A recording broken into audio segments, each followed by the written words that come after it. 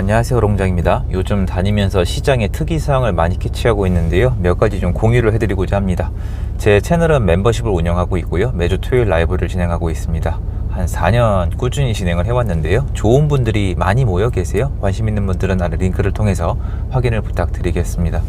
포레온 입주 얘기 좀 해볼게요.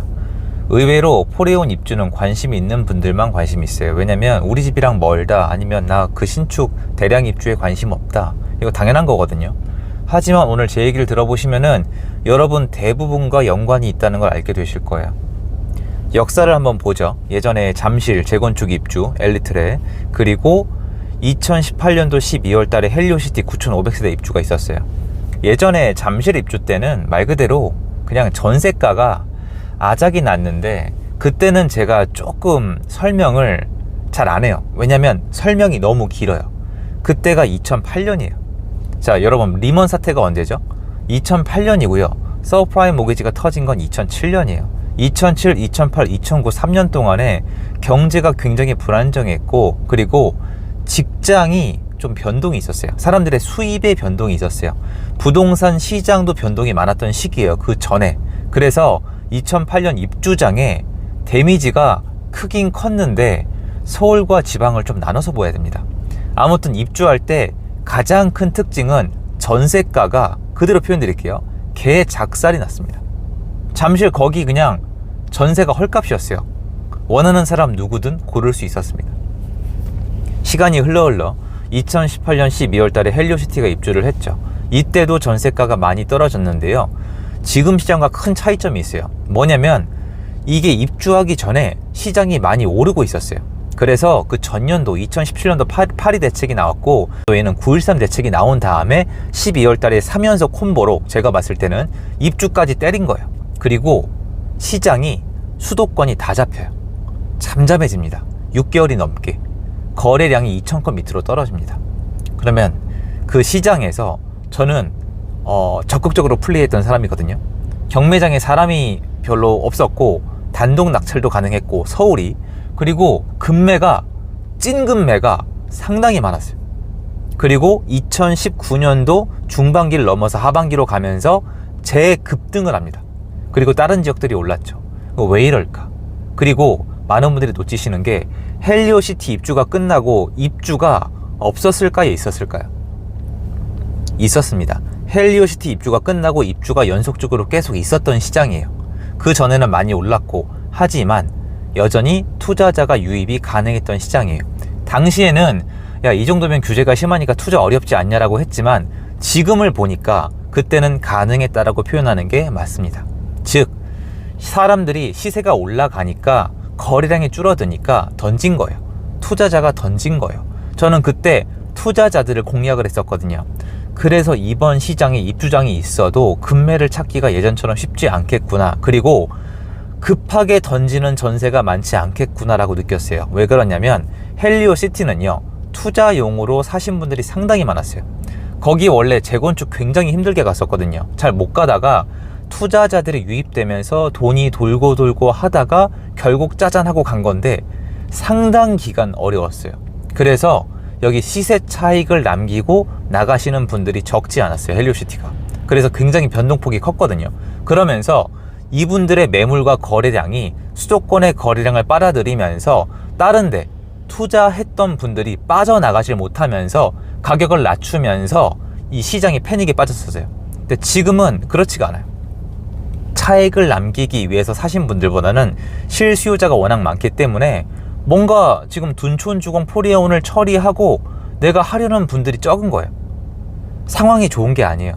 가격이 오르내림이 중요한 게 아니라 포레온을 처분하고 뭔가를 하려는 분들이 적다는 겁니다. 그럼 전세를 놔야겠죠? 전세를 놓을 분들도 다른 뭐 특별한 플랜이 있는 게 아니다 보니까 예전에 비해서 전세를 그냥 여유 있게 놓으려는 분들이 많은 거예요. 가면 이렇게 얘기해요. 원하는 값을 받으려고 한다. 근데 여러분, 원하는 값을 받으려고 안 하는 사람이 세상에 어디 있어요? 상황이 된다는 거예요. 그렇게 세팅이 돼 있다는 거예요. 주택이 거의 그거 하나밖에 없다는 거예요. 사전에 준비가 돼 있다는 거예요. 그러다 보니까 매매가도 안 들리는 거예요. 그럼 지금 포레온 입주가 시장에 영향이 없냐? 아니에요. 오늘 주제가 이거예요. 포레온은 지금 앞으로 전국 시장에 영향을 줄 거예요. 근데 문제는 예전에 헬리오시티처럼 시장을 박살을 내놔야 사람들이 와, 입주 앞에 장사 없구나 라고 얘기하는 거예요. 자, 여러분 지금 주변에 한번 물어보세요. 제가 정규 강의 때 지금 몇 년 동안 떠들어온 게 있어요. 뭐죠? 입주 앞에 장사 없다는 거짓말이다. 요건 댓글 좀 달아주시면 제가 감사드리겠어요. 저는 계속 얘기해왔어요. 입주 앞에 장사 없다는 얘기는 기본적으로 맞는 개념이라고 가져갔기만 하면 되지, 투자하시는 분들은 그렇게 생각하면 안 된다. 거짓말이다. 그렇지 않다라고 말씀드렸잖아요. 지금 어때요? 포레온 입주 아직 시작 안 했거든요. 변동성 있어요. 하지만 지금까지 동일 타이밍을 놓고 지금 입주 시기를 놓고 봤을 때 예전과 많이, 정말 많이 달라요. 그러면 입주 앞에 장사 없다는 얘기는 이미 틀려 먹은 거예요. 입주 앞에 장사가 없는 건요, 빠져나가고 싶은 사람이 많은 거예요. 순수 매도 수요, 투자자가 많은 시장, 그리고 연속적으로 입주장이 많을 때는 별 수 없어요. 이건 당연하겠죠. 왜냐면 물건이 많잖아요. 고를 수 있는, 저렴한, 요게 포인트예요. 물건이 많은 건 지금도 마찬가지예요. 포레온이 입주에 영향을 미치고 있지 않은 게 아니에요. 지금 한동안 매매 물건이 늘어나는 걸 느끼실 거예요. 그러니까 아실에서 많이 나오잖아요. 기사에 물건 늘어날 거예요. 지금도 상당히 많아요. 예전에 8만 건 늘어났다고 서울에서 난리가 났었는데 더 많이 늘어날 거예요. 그런데 가격은 안 빠질 거예요. 제가 꾸준히 말씀드린 거예요. 매물이 많아도 급하게 던지는 매물이 있는 거랑 없는 거랑 다르다. 사람들은 믿지 않죠. 근데 지금 이미 일어나고 있어요. 이러다가 갑자기 매물이 쑥 빠져요. 왜 매물이 빠지냐? 매물이 계속 있을 수 있는 게 아니에요. 여러분이 매도한다고 생각해 보세요. 그러면 집을 뭐 비워놓거나 그냥 매물 계속 내놓을 거예요? 아니에요. 정리를 하든가 팔리든가 전세를 넣던가 공실로 두던가 결정을 한단 말이에요. 계속 내놓지 않고요. 가격에 변동이 있으면 매물을 또 걷어들여요. 걷어들이는 이게 문제예요. 다음번 시장의 시세가 움직이면은 매물들을 걷어들일 확률이 높은데, 문제는 네이버에 매물을 실시간으로 걷어들이질 않아요. 중개사님들이 돈 내고 올렸잖아요. 그런 이유 때문에 네이버 매물 개수를 저는 전적으로 신뢰하거나 시세에 반영하지는 않는 거예요. 하지만 아무튼 줄긴 줄어요. 결국 포인트는 뭐냐면은 매물 개수가 의미가 없다는 건 아니지만 그 매물 안에 급한 매물, 그러니까 저렴한 매물이 얼마나 있냐, 이게 중요하다는 거예요. 그러면 앞으로 방향성은 어떻게 될까요? 저렴한 매물은 줄어들 수밖에 없죠. 저렴하게 팔 이유가 없으니까요. 물론 제가 얘기하는 내용 안에 전제 조건이 항상 있어요. 만약에 실수요자들에도 경제 상황이 너무 안 좋다, 집이 망하게 생겼다, 아니면은 뭔가 정말 금리 같은 것 때문에 버틸 수가 없다, 내가 내던 이자에서 몇 배가 올랐다, 이러면은 한 번 더 무너질 수 있어요. 한번 보셨잖아요. 하지만 예전에 비해서 대출에 크게 의존하거나 다주택자 모드로 가지고 있거나 또는 내가 굉장히 불안한 마음으로 주택을 갖고 있는 분들은 상대적으로 많이 줄어들었어요. 점점 더 시장을 하락시키기 어려워지고 있다는 게 느껴지셔야 돼요. 제가 이 얘기를 왜 계속 하냐면, 포레온 입주장에 원래 정상적이라면 하락이 나오는 게 맞지만 제가 봤을 때 하락이 나오고 있는 게 이거란 뜻이에요. 지금 이 시장은 눌리고 있어요. 왜냐? 거래량을 보세요. 여기서 끝이 아니에요. 예전에서 뭘 배웠는지 모르겠지만 대출을 통제했어요. 대출 시장을 쥐어 흔들어 놨잖아요. 7월 말부터 9월 초까지 한 달 반에서 두 달을 대출 시장을 막 쥐락펴락했어요. 이건 제가 이렇게밖에 표현을 못 드려요. 죄송해요. 왜냐면은 대출을 중단합니다, 이게 아니었어요. 합니다, 맙니다, 합니다, 맙니다, 합니다. 여러분, 제가 이렇게만 해도 얄밉지 않으세요?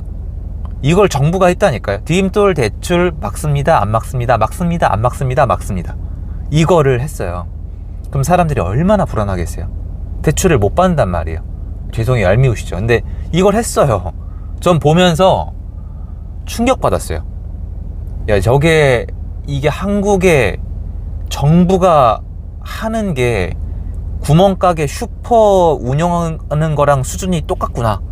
전 그 생각밖에 안 들더라고요. 그러니까 저는 막는 건 어쩔 수 없다고 생각을 한다니까요. 막은 다음에 의견은 있겠지만, 근데 쥐어 흔들어 놨잖아요.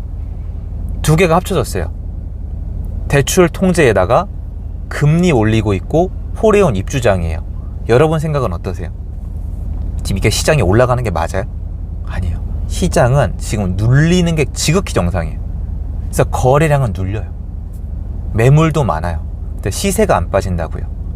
여기서 진짜 가격까지 내리고 싶으면 더 눌러야 돼요. 어떻게 하면 될까요? 대출 중단?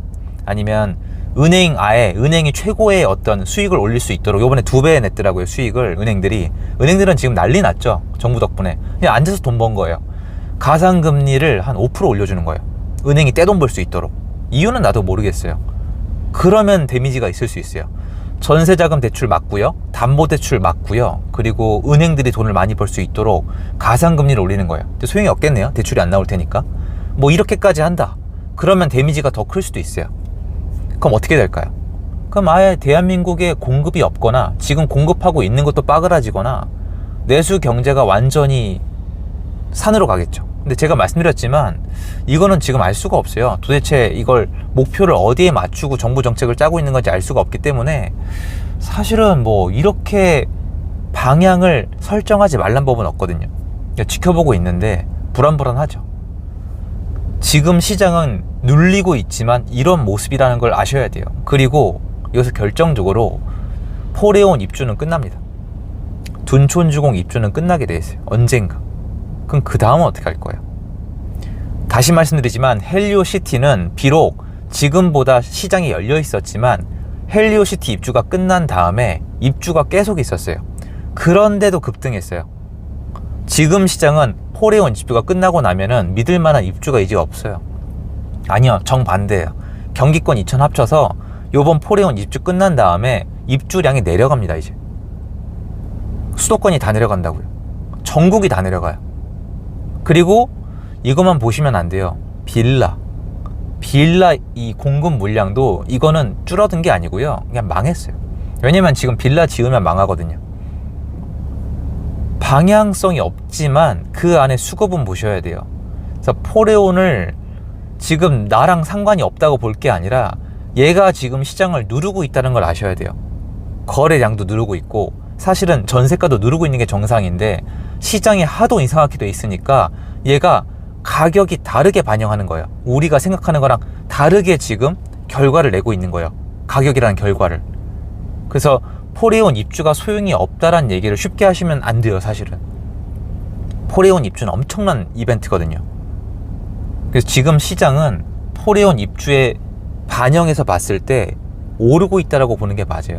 되게 웃긴 얘기겠지만 제 말이 맞는지 틀린지는 포레온 입주가 내년 한 3월 정도 되면 이제 마감이 될 거거든요. 좀 더 걸릴 수도 있어요. 내년 3, 4월 돼서 끝나고 나면 이제 나와요.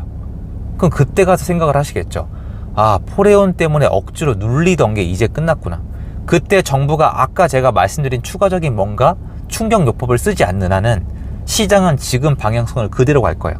지금 방향성은 뭐냐면은 시장 안 좋아요. 거래가 활성화되는 것도 아니고 뭐 투자자가 들어와서 전월세를 놓을 수 있는 것도 아니고 실수요자화가 되면서 상급지랑 하급지랑 따로 가는 역피라미드 구조인데 이 시장이 지금 가는 거를 대출 통제랑 포레온으로 눌러놓은 거예요. 땜빵해 놓은 거라고요.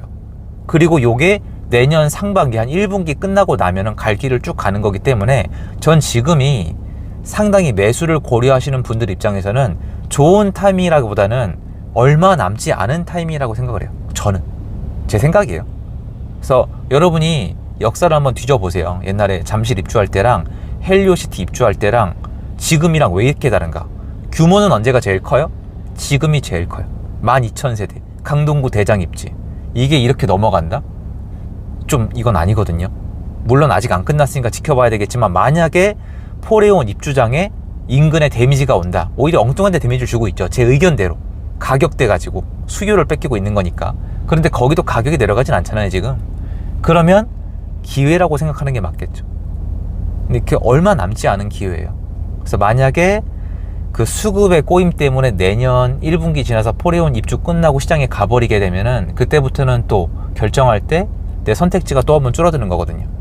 제가 보고 다니는 건 그거예요.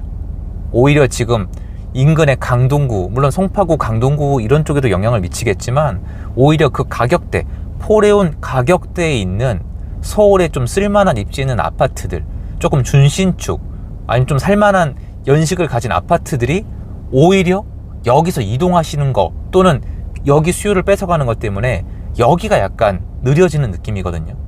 요거까지 확인하면서 말씀을 드리는 거예요. 그럼 걔네가 끝나고 나면은 어떻게 될까요? 검단이 끝나고 나면 또 어떻게 될까요? 요거를 생각해야 될 때입니다. 그거 말씀드리고 싶어가지고 놓치시면 안 되거든요. 기회라는 게 결국 이런 식으로 생겼거든요. 지나고 보면 알겠지만 포레온 하면 망한다고 하시는 분들 많았잖아요. 포레온, 여러분 포레온 뭐였죠? 이제 인정합시다. 포레온 뭐였죠? 기회였잖아요. 맞는 말 하는 거잖아요. 이거는 포레온은 기회였잖아요. 그러니까 기회라는 건 결국 물론 지나가 봐야 알고 미래는 신의 영역이고 저도 못 맞추겠지만 막 이런 식으로 생겼어요. 그걸 좀 말씀드리고 싶습니다. 도움됐으면 좋겠고요. 제 영상 여기까지입니다. 감사합니다. 좋은 하루 되세요.